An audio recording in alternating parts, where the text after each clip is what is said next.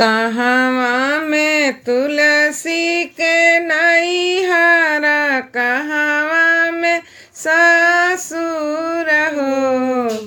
कहवा में तुलसी के नैहरा कहवा में ससुर हो।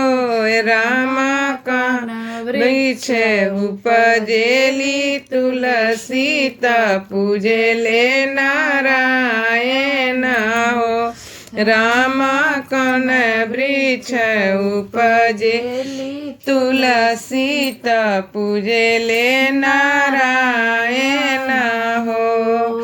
गोकुल में तुलसी के नैहर मथुरा में ससुर हो।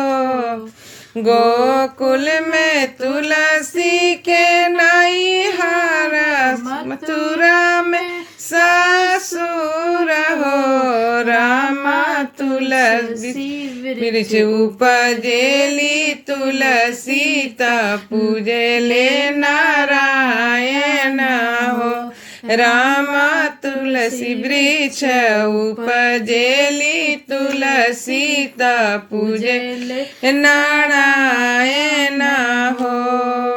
जाहु हम जनती की तुलसी सवत हम बनी जाइबु हो। जाहु हम जनती की तुलसी सवत हमारी बनी जाई तू हो। तुलसी तोहरा के जर से उखड़ती की जमुना बीच फेंकी आईती हो।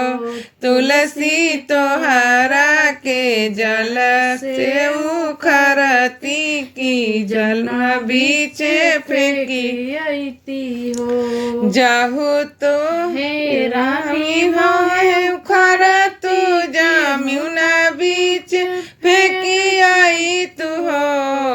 जाहु मोहे तन मोहे जरा तू जमुना बीच फेंकी दे तू हो। रुक्मिणी होई जाती सुंदर मनैया तकेव ते नारायण हो। रुक्मिणी होई जाती सुंदर नैया तकेव ते नारायण हो। जाहु हम जनती की तुलसी की सत्य हमरे बनी जाइबु हो। जाहु हम जनती की तुलसी सवत हमरे बनी जाइबु हो। तुलसी नैया के आर से कटैती त बड़ झोंकवाई देती।